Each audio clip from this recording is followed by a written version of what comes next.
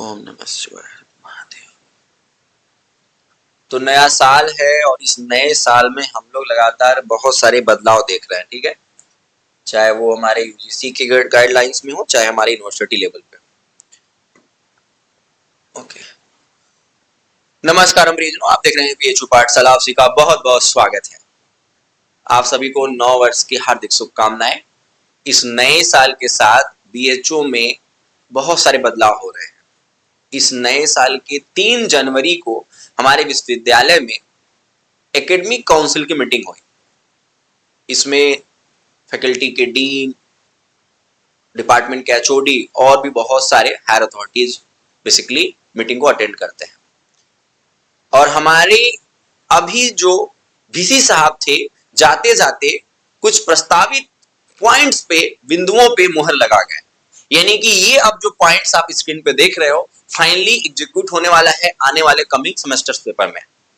तो इस वीडियो को जो भी बच्चा देख रहा है, चाहे आप एमए कर रहे हो, चाहे आप यूजी में बीए कर रहे हो, बीए एलएलबी कर रहे हो, बीकॉम कर रहे हो, बीएससी कर रहे हो, यानी कि बीएचयू का हर वो छात्र जो किसी भी सेमेस्टर में 2025 में विश्वविद्यालय में अगर पढ़ रहा है तो फाइनली ये वीडियो उनको देखना ही पड़ेगा। और हाँ, ये वीडियो अपने दोस्तों को जरूर शेयर कर देना, अपने डिपार्टमेंट फैकल्टी के जो भी ग्रुप्स है उसमें आप डाल देना, जिससे उन्हें पता चल जाए कि आने वाला जो सेमेस्टर एग्जाम है वो फाइनली अब कैसे होने वाला है।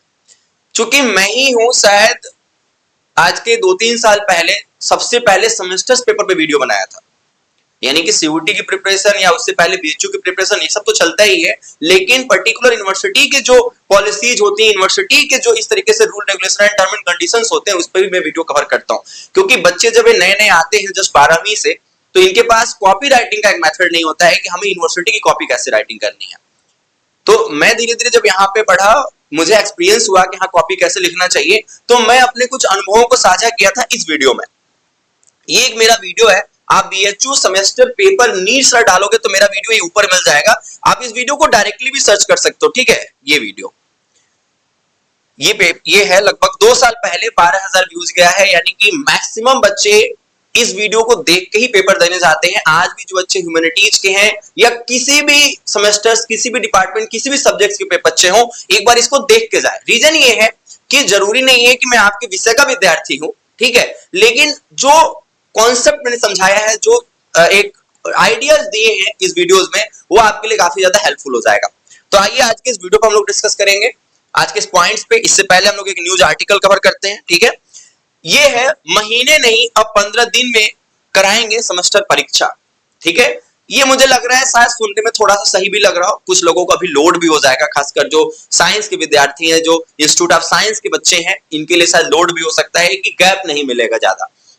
खैर मुझे लगता है कि बीएचयू का टाइम टेबल ऐसे भी ऐसा रहा है कि गैप कभी मिलता नहीं, कभी 3 पेपर लगातार हो जाता है, कभी 3 दिन गैप हो जाता है। तो ये मेरा भी एक्सपीरियंस रहा है। उम्मीद है कि इससे हमें कुछ फायदा हो जाए। इसको पढ़ने से पहले हम लोग सीधे इसी पॉइंट्स को, उसी पूरे आर्टिकल को मैंने पॉइंट वाइज यहाँ पे लिखा हुआ है, इसको समझते हैं।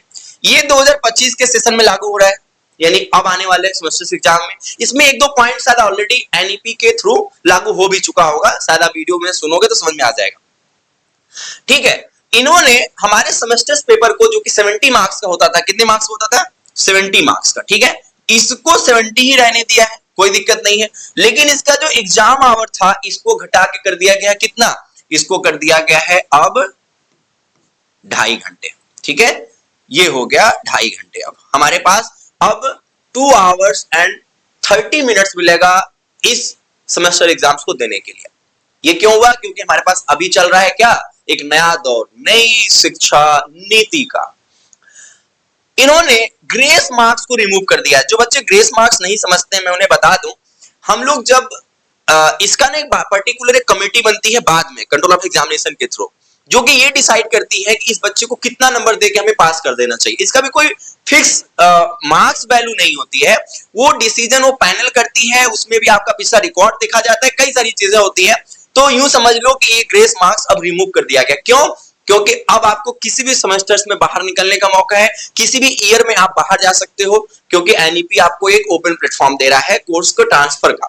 ये आने वाले समय में जब मैं यहाँ के कुछ हायर अथॉरिटी से बात कर लूंगा, खासकर एनईपी कैसे ये लोग विश्वविद्यालय में लागू कर रहे हैं।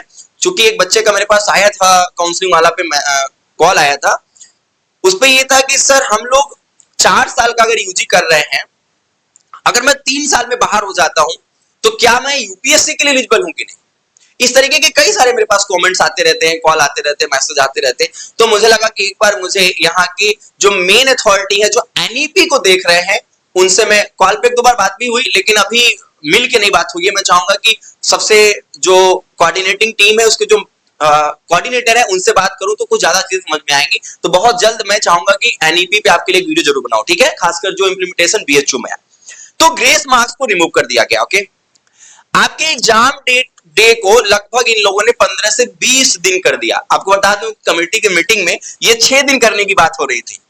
किसी किसी के एग्जाम में तो 7 पेपर होते हैं, 6 दिन में। मतलब मैं सोच रहा था कि चलो अच्छा है, किसी ने आइडिया दे दिया, करे सर 6 दिन बहुत कम हो गया, कम से कम 15-20 दिन रखो। तो इन्होंने मैक्सिमम 15 दिन और अगर किसी किसी कोर्स में ज्यादा पेपर है तो 3 वीक में इस पेपर को कराने की जो है एक मुहर लगी है, ठीक है। यानी कि 15 से 20 दिन में आपके पेपर खत्म हो जाया करेंगे। बैक पेपर जो है वो अब सेपरेट होगा। ध्यान देना, जिन बच्चों के भी बैक पेपर लग जाते हैं उनका एग्जाम अब सेपरेट होगा। यानी कि आप उसी सेमेस्टर्स में आने वाले जो आपके जूनियर्स होते हैं उसमें नहीं बैठोगे। ये बस किनके साथ होगा? ये एक्सेप्ट एक होगा लास्ट सेमेस्टर के बच्चे। यानी कि किसी भी कोर्स के जब लास्ट सेमेस्टर में होगे तब आपको ये मौका दिया जाएगा कि आप अपने जूनियर्स के साथ बैठे। अदरवाइज आपका एग्जाम पर्टिकुलर किसी मंथ में या आफ्टर सेमेस्टर एग्जाम आपके लिए अलग डे डिसाइड किया जाए और आपका अलग पेपर बनाया जाए और फाइनली आपका बैक पेपर कराया जाए, ठीक है। ये मुझे लग रहा सही भी डिसीजन है।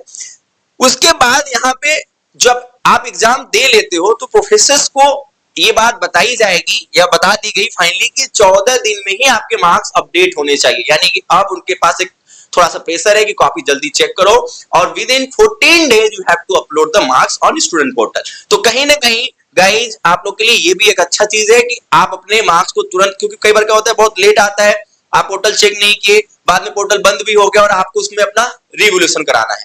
तो रिवोल्यूशन के भी यहाँ पे बहुत सारी चीजें आई हैं, ठीक है। यानी कि अब वो आपका पर्टिकुलर डिपार्टमेंट या फैकल्टी का पैनल ही देख लिया करेगा।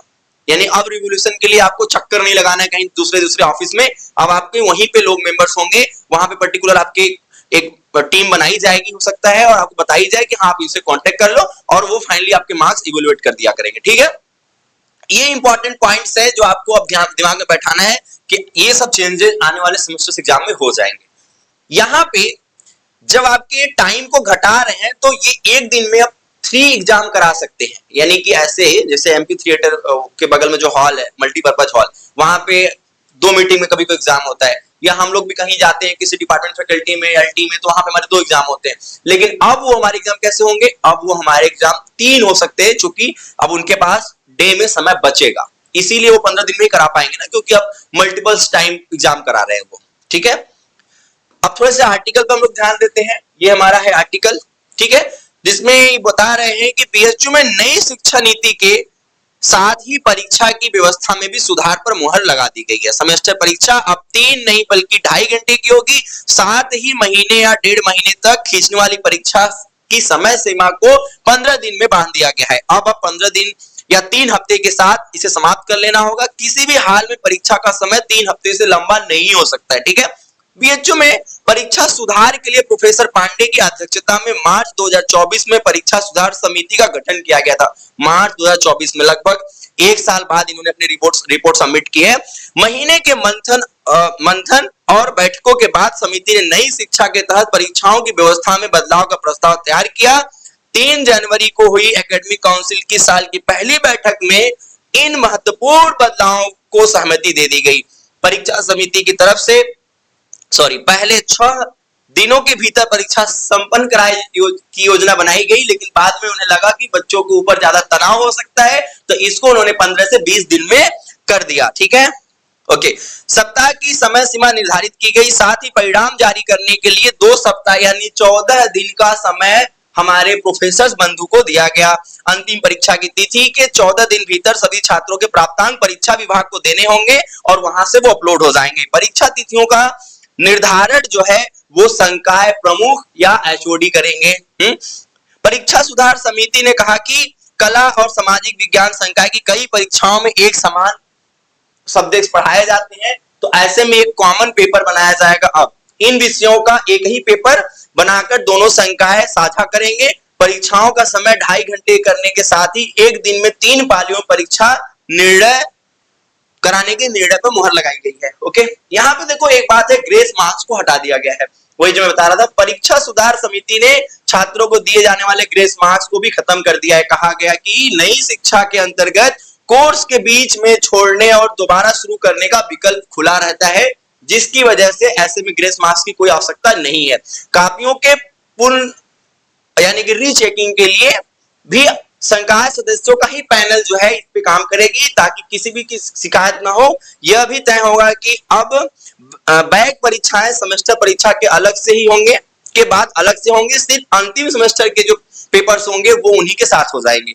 तो ये तमाम बदलाव हम लोग जो देखे हैं, मैं चाहूंगा कि इस वीडियो का डिस्क्रिप्शन जरूर चेक कर लेना, क्योंकि ये जो वीडियो है आपका, ये वाला वीडियो, ये आपको डायरेक्टली मिल जाएगा। एग्जाम देने से पहले वीडियो देख कर जाएं। आपको सेमेस्टर पेपर चाहिए तो आप लोग यहाँ पे एक टेलीग्राम आईडी है CUT हेल्प डेस्क करके, इसका भी लिंक मिल जाएगा डिस्क्रिप्शन में, उसको ज्वाइन कर लो। वहां पे सेमेस्टर पेपर के लिंक डाल दिए जाएंगे, आप डाउनलोड कर लेना, ठीक है।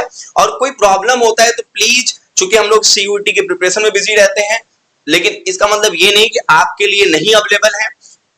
इंस्टा आईडी को बेसिकली आप मैसेज करके अपनी जो भी डाउट्स रहे क्लियर कर लिया करो, मुस्कुराते रहिए। और हाँ, कभी कभी बहुत इमरजेंसी रहे तो एक और नंबर है काउंसलिंग वाला, वहां पे और भी लोग होते हैं आपके कॉल रिसीव करने के लिए और आपकी प्रॉब्लम को सॉल्व करने के लिए, ठीक है।